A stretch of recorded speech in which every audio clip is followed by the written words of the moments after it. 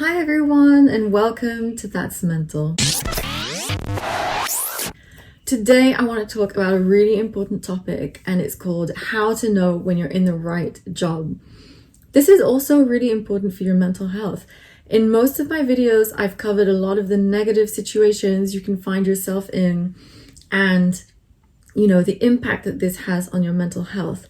But of course, the idea is that you're actually looking for a place where you can be yourself and you can be happy and you don't have to suffer from mental health problems. I feel like this is maybe the professional equivalent of some of those articles that you can find online that are called How to Know When You Found the Right One, when it talks about relationships. Some of you may know that in 2018, I wrote a blog post called How to Know When to Quit Your Job. I wrote it after I just quit my job in agency, having spent 6 years there. And I talk about how I reached the decision to quit my job. And this video is a sort of follow-up to that blog post because finally, after a 12-year-long career, I find myself in a job that I love, that I'm enjoying, and where I feel really good. It's crazy for me to think that it took 12 years for me to find this situation. It really shouldn't be so long until someone is happy in their job fully. But I really wanted to share what I've learned with you so far. I feel like I finally know what it's like to love your job, to enjoy going to work, to be happy in what you're doing. It's a strange but really positive feeling. And in case you've ever asked yourself whether you're in the right place, I wanted to share with you what that's like.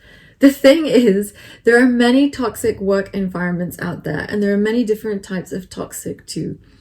It's a really sad truth, but unfortunately that's how it is. And although there's change, I think it's still going to be many years until we can say that the majority of workplaces aren't like that. And even then, there's always going to be the exceptions. It could be anything that makes a work environment negative, as I've covered in other videos and blog posts. Basically, I think that anyone who's been in a negative or toxic work environment will know exactly what it is. You don't need me to describe it to you. You just have that gut feeling, and you've experienced it before. And even if it's not a toxic work environment, because that is quite extreme, but let's say you're just having a mediocre experience in the workplace, that's also not nice, right? That's not what you're looking for in life. If you think about the fact that we spend so many hours in the workplace, nobody wants it to be just okay or mediocre. So this could be something like, you feel lost or uncertain in your job. You don't really know if it's the right fit for you. You might feel like the odd one out or a square peg trying to get through a round hole. It doesn't feel quite right. That's also okay. I'm not saying that, as soon as you start your career or every time you change job, it has to be the right one. I think that's going to be a very difficult thing to achieve and a very high bar to set. But it's just that in these scenarios, that the job isn't really the right one. You have this feeling. And I want to clarify right now, I'm not going to tell you, do what you love, follow your dreams, follow your passion, and you're never going to work a day in your life anymore. It's all going to be amazing. I don't think that's necessarily true. I don't think it applies to all situations. I think it really comes down to each individual. And for some people, that might be true. And for others, you might want to protect your passion and not turn it into your job. So this isn't really a one-size-fits-all solution. Let's get down to it. How do you know if your job is the right one? So for me, there are a couple of things that I've identified in my experience that I'm going to share with you. First, you work well with your colleagues. And I don't just mean that you get on well with them. I mean that you can actually work well together. So you're productive, you meet deadlines, you have a good way of working. There's no tension. Basically, you have a complementary skill set and together you achieve things. Second, you also get on well with them. Of course, this is really important and you don't have to be best friends with your colleagues, but so long as you have an amicable relationship and you appreciate and respect one another, this is going to make a massive difference to how you feel when you go to work. Third point, you have psychological safety. Again, a very important one. Not just with your immediate team, but in general. I mean, of course, it's important with the people that you work with most, but you have to feel that the organization is going to treat you well. You feel safe. You feel able to speak your mind. You don't feel that there's a culture where you're going to get reprimanded for sharing what you were thinking, and you're able to do so. Next, you feel empowered and trusted by those around you. Now, this is very personal, I think, to each person's job and each person's personality, but I think so long as you feel that you're being really trusted to do your job and you have free reign, and no one or nothing is standing in your way, like you don't have obstacles to overcome, this is what I mean by feeling empowered in your job. The next one is having freedom to operate. Again, it's quite down to personal preference, but I would say that for the most part, people don't like to be micromanaged. Even if your job requires you to be told what to do, or you like to have a lot more direction from people, I think so long as you feel that then at some point you're able to just get on with it and you're trusted and no one's breathing down your neck or sending you to-do lists every 5 seconds, that's what I mean by freedom to operate. And perhaps that even translates into freedom to, make suggestions, change things, come up with new solutions depending on how you like to work. You have clarity on what is expected of you. This is also a really important one. From my experience, I've found that when you don't know, it's not really clear, or multiple people are being asked to do the same thing, it creates a lot of confusion. It means people are doing the same work twice over. It just creates this atmosphere of uncertainty, and you might feel like you're being taken for a ride, which is not great. Like I said, these last 2 points really depend on your personality and how you like to work, but I still think they can be broadly applicable. The next point is that your role plays to your strengths and your areas of expertise. So what I mean by that is that every day you can work on things where you have full knowledge and experience and show why you're in this role and why you got it and why you're there.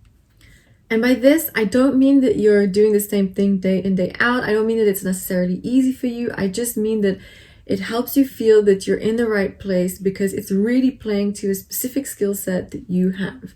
The next one is that you have room for growth and that you are pushed beyond your boundaries in healthy ways. So kind of related to the previous point, you're doing something that's, related to your skill set and something that you know how to do, but you would get bored if you just kept doing the same thing. So you need to have an opportunity to continue to develop your skills, and that projects and challenges are coming your way that help you feel that you're growing. Otherwise, you're going to feel like you're stagnating, which can lead to dissatisfaction in your job. Next, and this is super important, of course, your workload and your deadlines are realistic.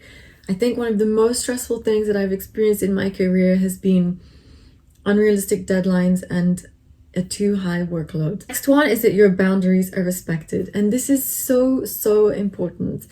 To have a healthy work-life balance, to really look after your mental health, you have to be able to set boundaries.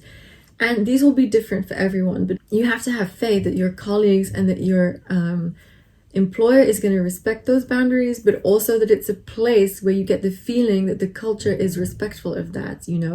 I think you can feel it when you join somewhere like the agency and people are constantly working around the clock. Then you already know that your boundaries are probably not going to be respected, or that it's going to be a struggle. Next is that you're recognized for your work. Once again, so important. Recognition makes such a difference to how people feel about their job, to give them motivation to continue working on their job. I'm a huge believer in recognition and positive feedback. It's not just about continuing to be motivated. It also means that you feel people see what you're doing. They actually see it, they appreciate it, they recognize it, and that makes you feel good and helps you feel valued as well in your job. Last but not least, you feel that you're making an impact. Now, again, this is going to be really different depending on people's jobs, depending on your personality, but I think there was a study that revealed that if people saw that their work had been destroyed or that it wasn't going anywhere, then they started to get really depressed. You have to feel that your work is really making a difference in your company. And it doesn't matter what it is that you're doing, but you really have to see growth and progress. Otherwise, you just end up feeling super demotivated. Now, I know that you may have heard all of these things before. You might have read them in countless articles, and you might be rolling your eyes at me. But here's the difference between those things that you've read online and what I'm sharing with you today. Everything that I just listed is a lived experience. So it's something that I'm actually feeling and experiencing through right now. I really thought about what is it that means that I'm happy in my job right now. And these are the things that I wanted to share with you. And for me, this is the main difference. And this is how you're going to know if your job is the right one. If you can feel and experience experience those things for yourself when you're going to work on a daily basis in your work environment, that's when you're going to know that it's the right one for you and that you're in the right place. It's when you don't have to ask yourself, is this the right place for me? Is this how it should be? Does this feel right or not? Like, these questions, you shouldn't really be doubting. You should just know it and feel it. And don't get me wrong, I totally understand if you feel that this is cringy or cheesy, but believe me, I can honestly tell you that this is what I'm experiencing and feeling, and this is why I'm sharing it with you. So what I want to say is make sure that you keep looking for that job until you just find the one that feels right. This may sound like a really difficult thing to do, and I would say that the key to this is just identifying in each new job that you have what works for you and what didn't. This is a great way of evaluating what your priorities are and what you're looking for in an employer and in a job, so that whenever you change jobs, you can approach your job hunting with this mindset. You can ask questions about company culture so that you get one step closer along the way. Like I said, it's never going to be perfect, and it's not to say that you're going to, be able to achieve this in every job that you have, and that's okay. But I really wanted to share this with you so that you could identify what it's like. I promise it exists and you will find it at some point. So the most important thing is don't compromise on your values and what matters to you. Really keep looking for it hard, and one day it'll find you and you will find it. Everyone deserves to work at a job where they feel happy.